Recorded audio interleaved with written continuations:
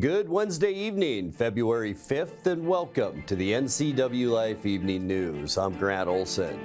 Here are a few of the stories we have coming up for you tonight. A Royal City man is facing more than 15 years in prison for a 2023 armed assault. The Cascade School District has successfully refinanced its outstanding 2015 municipal bonds, which they say will save taxpayers money. Expect a mix of clouds and sun the next couple of days and slightly warmer by Friday.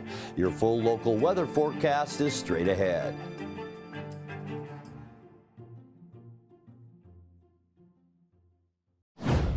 A cabinet-level director has submitted his resignation at Wenatchee Valley College. WVC confirmed this week to NCWLIFE News that Joe Eubanks, former director of Climate, Culture, Diversity, and Belonging, notified the college of his resignation on January 30th, effective immediately. Last fall, while investigating claims of racial and gender-based harassment at the college, NCWLIFE News learned that Eubanks had a previous conviction for domestic violence. At the time, Eubanks was serving as the college's Title IX coordinator, whose job is to evaluate concerns related to sexual harassment and sexual assault. Eubanks was hired to President Famous Harrison's cabinet in 2023. The college said interim Human Resources Director Lisa Turner took over the role of Title IX coordinator in the fall. NCWLIFE's findings were detailed in our special report, Campus Crisis. Wenatchee Valley College did not specify if Eubanks' resignation was related to that report. Senator Patty Murray says despite court orders to let the money flow, the Trump administration's effort to freeze federal grant programs is still choking projects in Washington state. In a Zoom call today with reporters, Murray and other officials, including Washington Ecology Director Casey Sixkiller, said the confusion and slowdown of grant money flowing to states has affected transportation, climate, and public health projects. Many people are still calling us and saying the portals are not yet open, the funds are not yet flowing. And I will just say globally, even if they were trying to do this in the right way and turn it back on, you can't just turn off funding and then say, oh, now here it comes. So they've created chaos alone that is causing a lot of problems. As of last night, the funding had not started to flow to us under the Bipartisan Infrastructure Law and Inflation Reduction Act from EPA, despite a temporary restraining order issued by a federal court. That might be changing now as we're on the phone, as we continue to hit refresh on the various portals. But to the senator's point, we hope that money will continue to flow. But the uncertainty about if, when, for how long has a significant impact on our ability to carry out our mission and to support the work that's going on the ground. And, I heard from staff yesterday about getting mixed messages from the different programs they're working in and grant programs they're utilizing from EPA about whether they can continue their work or not. So, this is going to be an ongoing thing for our agency and on every other agency at the state level that depends on federal funding. And I would just add, at the state of Washington, it's $27 billion annually that we get from the federal government to support everything from Medicaid and all the other programs that Senator Murray mentioned. So this is a significant disruption in service and a significant threat to families across our state. A Royal City man is facing more than 15 years in prison for a 2023 armed assault. 69-year-old Macario Mendez Tovar pleaded guilty last week to first-degree assault and second-degree assault with a firearm. Tovar admitted to shooting two people while he was intoxicated in December of 2023 during an argument in the 1700 block of Road 10 Southwest near Royal City. Both victims survived the attack. Grant County prosecutors say they'll recommend a prison sentence of 183 months as well as 4.5 years of community supervision after his release. Tovar is due to be sentenced March 24th. Yesterday, Link Transit announced a partnership with a trip planning app called Transit to offer a free premium service to local commuters that they normally would be charged for. Link is now paying $800 monthly to waive the subscription fee for passengers who use the app's premium plan, Royale. With the Royale upgrade, travelers can not only navigate public transit with departure times and features for daily commute, but also plan trips ahead of time and customize their app experience. This new partnership allows Link to communicate with riders through the app and inform them of important scheduling updates. Link's marketing and communications coordinator Eric West says 321 travelers have already downloaded the Transit app in Link's service area. When we come back, North Central Washington lawmakers have opposed a bill on firearms sales that's right now moving through the State House of Representatives. And a Pioneer Middle School teacher is being recognized by the Association of Washington Student Leaders for her impact on students. I'm Grant Olson, and you're watching the NCWLIFE Evening News. There's no place like home, because home is where we're totally comfortable. It's where we can be ourselves and let our guards down. It's where we make memories, and we're always imagining new ways to keep it totally comfortable. Carrier, total comfort, totally happy. Turn to the experts, Carrier and Alpine Air. Heat and air, call Alpine Air. The Cascade School District has successfully refinanced its 2015 municipal bonds. The district said it completed a public sale of $16,435,000 on February 4th. The district said the refinancing will reduce its debt and save taxpayers over $1.5 million over the next 10 years. According to a Cascade news release, the interest rates averaged 3.15% on the new bonds. That's compared to 4.68% on the refinanced debt. Superintendent Tracy Adu said in the release that the savings will offset future tax collections, which will reduce overall tax burdens to district residents.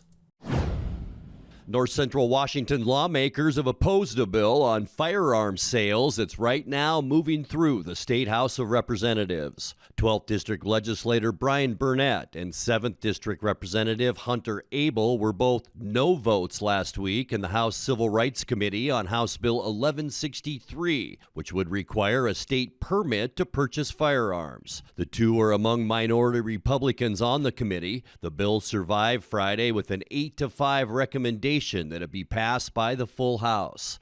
Burnett and Abel also voted against measures to limit bulk sales of firearms and set secure storage requirements for guns kept in homes or cars. All those proposals passed the committee on a party line vote. We're making it difficult for people to be able to go to work, care for their kids, care for their aging their parents, and then yet try to have to go through another application process that just had the exact same thing verified. And I think this is just a redundant.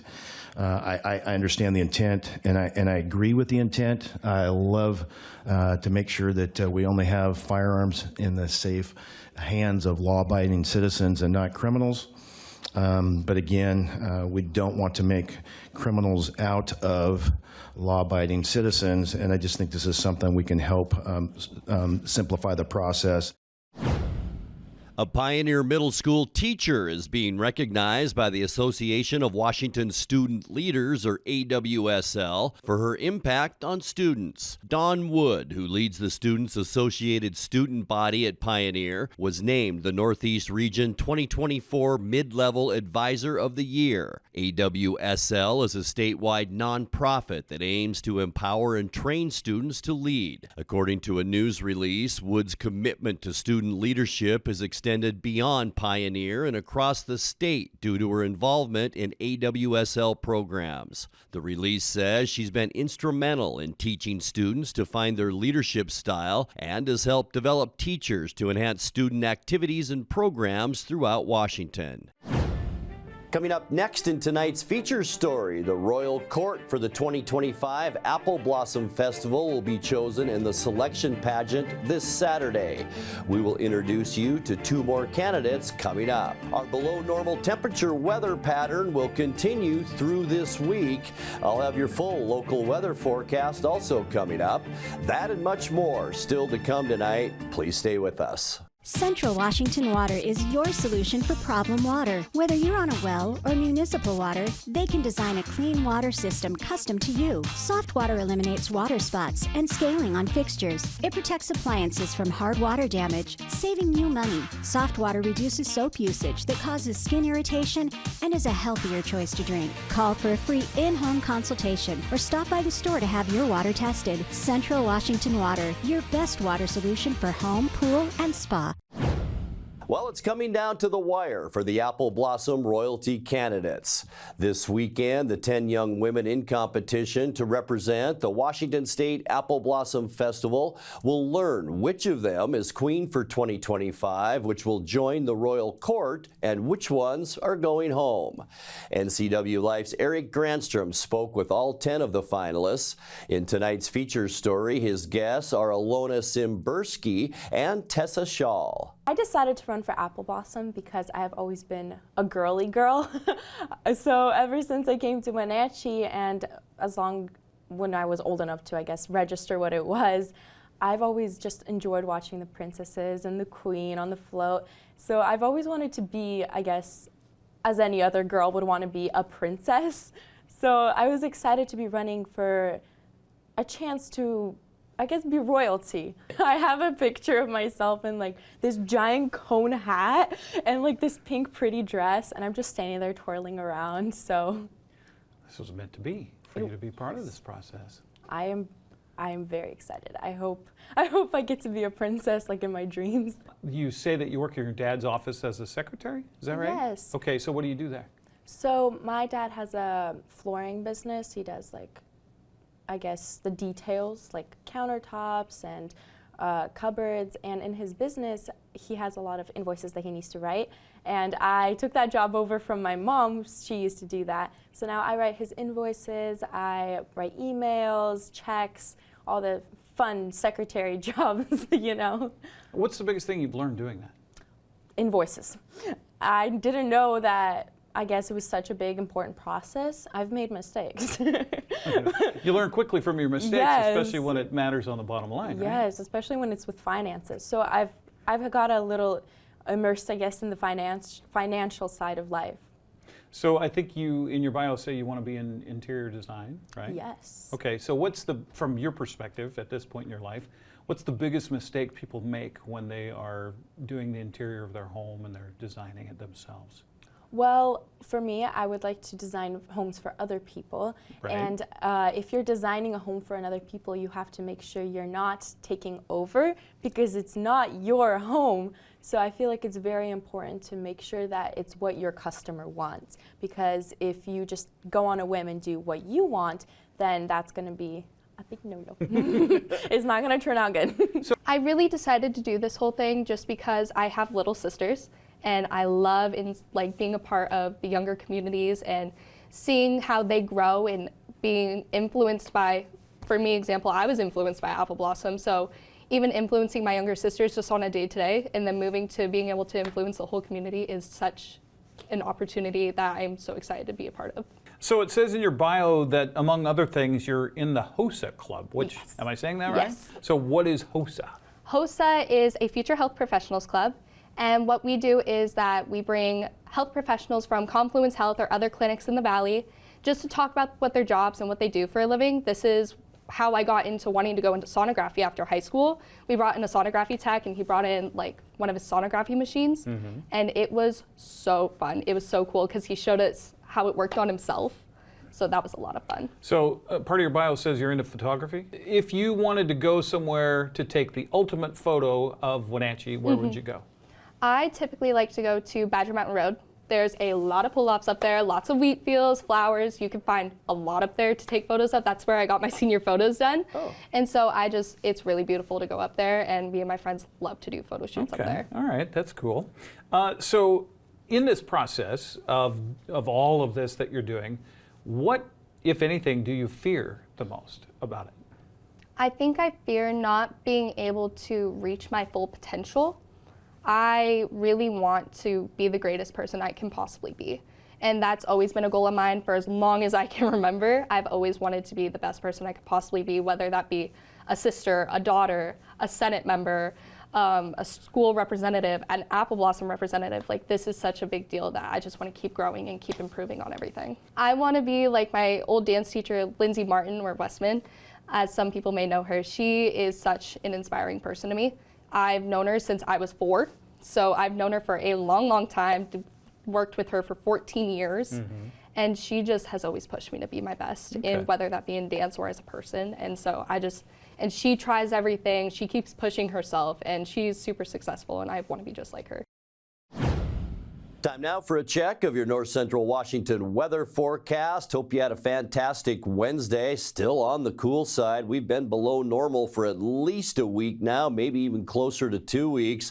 And as we look outside our weather window today, some snowfall. We talked about that last night, that it could continue through Wednesday. This is Ephrata, so some light snow falling in parts of Columbia Basin and Grant County.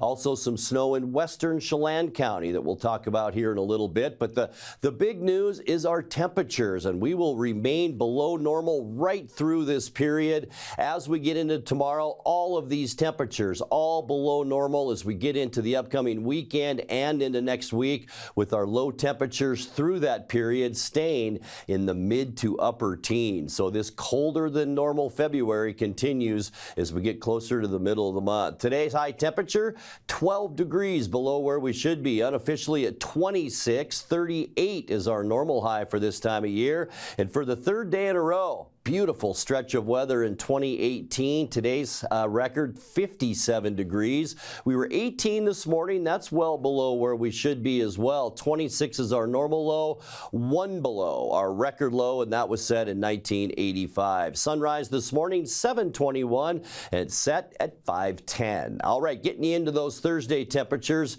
Not much change, unfortunately. We're going to stay in the low 30s for the Columbia Basin, Moses Lake, Ephrata, Quincy, right around that freezing mark, and then upper 20s from Ellensburg into Wenatchee, mid to upper 20s for Eniat, Chelan, and into Omak, and pretty much the mid 20s in our higher elevations, Lake Wenatchee, Leavenworth, and for Cashmere tomorrow. So this cool weather continues. Tonight we can expect mostly cloudy skies.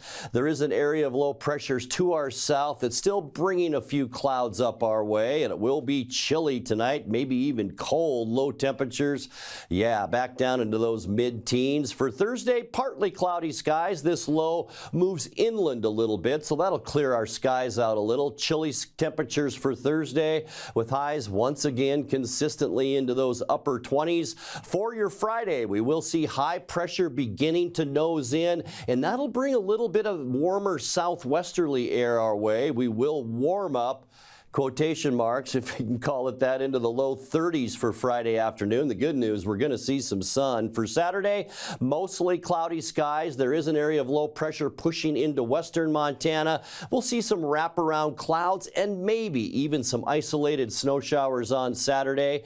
Highs again better, but still below normal in the low 30s. Ending our weekend on Sunday, little ridge of high pressure up and over the Pacific Northwest. That'll keep our weather pretty stable on Sunday, partly cloudy. High temperatures again into the low 30s, which will be about 6 degrees below where we should be. Kicking off our next work week, another area of low pressure begins to push on shore. That'll bring clouds and some isolated snow showers to us, mainly Monday afternoon.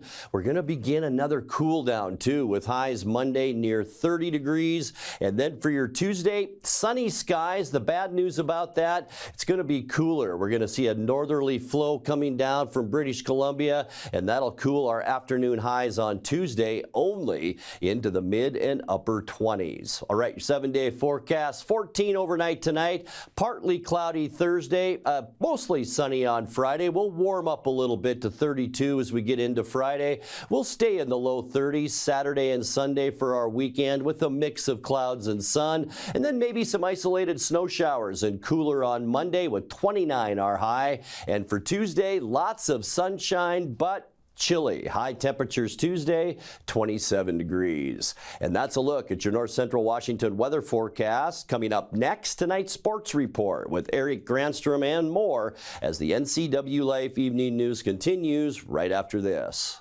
What are the best words you can hear tonight? Order ready for Susan?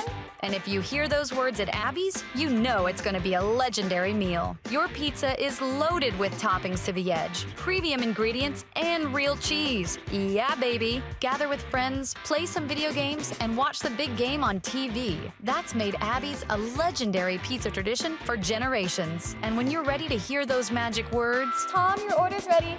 you know where to go. You're always welcome at Abby's. Happy Wednesday. Once again, Seattle battled hard against one of the better teams in the NHL, but came up short, falling in a shootout. Detroit came away with a 5-4 victory after scoring a goal in the shootouts, while Seattle went scoreless in that extra time. The game started with the Kraken on their heels early, giving up 2 power play goals. After Detroit scored another in the third to go up 4-2, it seemed out of reach, but somehow Seattle found a way to fight back. John Forsland had the call on Kong TV and the Kraken Hockey Network. Dunn, cut off by Soderblom. Montour rims it, not out. Edmondson in front, tip. Off Dunn, loose, Soderblom scores! Elmer Soderblom springs Raymond. Detroit through center. Over here, it's Marco Kasper. There's Raymond. What a save! Oh my goodness, what a stop by Joey Decord. He's got another one. Jared McCann through center, partial 3-on-2. Right. As Burakovsky, Wright goes for the net and makes no mistake. Shane Wright. What a release. That's hockey, baby. Seattle has life. We'll play it to the outside. Some oohs and ahs from the crowd here. 3 minutes left. A spring pass. Chandler Stevenson's in. He scores! Chandler Stevenson brings the house down with a shot right along the ice. 3 seconds left. Kakko is pasted by Johansson. Each team has secured 1 point. Kopp, DeBrincat, Dangos, defended. Decord says no. Face off. Poked down long here by Montour. 3 seconds. Montour races in, thwarted by Raymond, and we go to shootout. Shane Wright stopped by Talbot. Started in 05, and Patrick Kane has had a ton of these. There you go. Top cheese. Capo Kakko could be the last line. Let's think positive. Here comes the big guy. It rolls off his stick, and Detroit has won 7 straight. Seattle welcomes Toronto to Climate Pledge Arena tomorrow night at 7 o'clock. And for the second Thursday in a row, the game will be broadcast nationally on ESPN. Haley Van Lith's TCU Horned Frogs face another top 20 test in women's college basketball today. It's a battle for the top of the Big 12 as the 9-1 Kansas State Wildcats, ranked 12th in the country, host the 9-1 9th-ranked Horned Frogs of TCU. That game is on now. It's on ESPN+.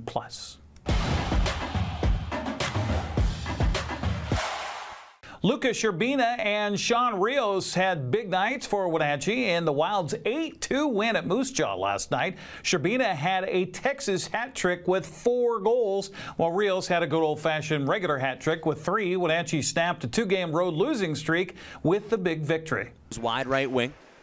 Looks to center. That shot stopped by Hutchison. Play continues. Wild thought they scored. Kletz, was that a goal? I didn't see it, but did Hutchison get a piece of that? And by no means are we both goalie guys. Off the face-off, Wenatchee scores. Sean Rios settles that bouncing puck down and then sails it over the glove of Hutchison. Out right circle, McKegarty. Back to Seitz. Race shot, scores! Dawson Seitz giving Wenatchee a 3-0 lead. Hughes forced a turnover. Hughes comes in, far shot, scores! Ethan Hughes finds the back of the net as the Warriors respond. Benini well out of his net. Rios tabs that puck as he intercepts. And Wenatchee will add to the lead. The puck was played right to Sean Rios. Right wing. Hughes through the middle. Paquette dances. Scores! Nolan Paquette with a backhand. And the Warriors pull to within 2. Sherbina goes wide left wing. Comes inside. Scores! As he goes short side high over the blocker of Josh Bonini. Luca Sherbina's second of the hockey game. Hughes trying to tip out. Couldn't get enough of that puck. Rios scores! A wrist shot from the high right wall finds its way through traffic, and Sean Rios will have his hat trick goal for the Wenatchee Wild. Sherbina looking for Dunphy. Backdoor for Spencer to Sherbina. He scores. Luca Sherbina will get his hat trick goal. Sherbina going wide right wing. Backhand scores. What a beauty by Luca Sherbina. Outside in top shelf backhand. And that makes it 8-2. The Wild have little time to celebrate as they're back on the ice tonight in Brandon to face the Wheat Kings. That game underway. Wenatchee fans can listen for Austin Drade's call on 560 KPQ. Well, the Big Nine regular season wrestling title came down to the final match last night in Moses Lake. After trading wins back and forth for the first 11 bouts, Sunnyside held a 32-23 lead over Moses Lake. Malachi Town came away with a pin at 190 pounds for the Mavericks, followed by Eli Anderson's pin at 215 pounds to make it 35-32 in favor of the host team. So it would come down to the super heavyweights to determine the match, pitting Moses Lake's Christian Ramos against Sunnyside's Aiden Novato.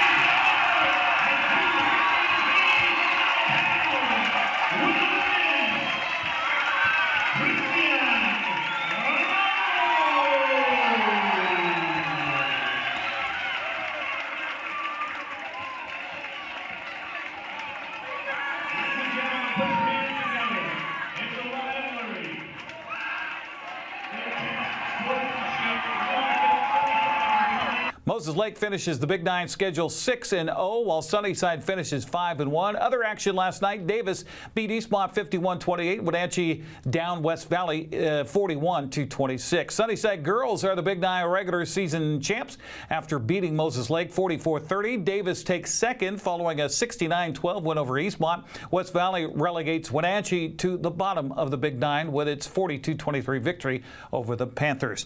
Big night, a busy night in prep basketball last night across north central Washington. Wenatchee came so close to winning for the first time this season, but fell at Sultan 43-38. To the girls' action, East Valley clocked Ephrata 69-15. Toppenish quieted Quincy 73-34. Chelan beat Lake Roosevelt 63-41. Cascade got by Manson 45-39. Omak beat Bridgeport 56-15. Tonasket topped Liberty Bell 60-25. Brewster beat up Okanagan 77-36. Pizarras popped Oroville 64-16. Antioch defeated Moses Lake Christians 57-30. Wilson Creek edged Soap Lake by a final. Where did that score go? 37-27 was the final there. Okay, Wenatchee boys won its third game of the year, downing Sultan on the road last night 48-29.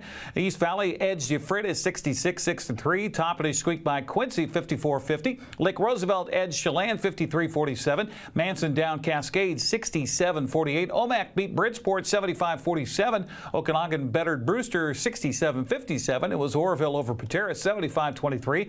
Moses Lake Christian beat Antioch 71-31. Wilson Creek got by Soap Lake 46-33. And Cascade Christian topped Garden City Academy 46-33. That's a look at sports news. I'm Eric Granstrom. Have a happy Wednesday.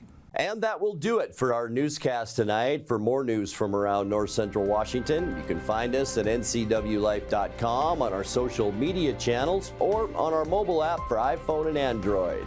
And remember, if you see news happening, we'd like to hear from you. Email us at news@ncwlife.com or give us a call at 888-6295. I'm Grant Olson. Thanks so much for being with us, and have a great night.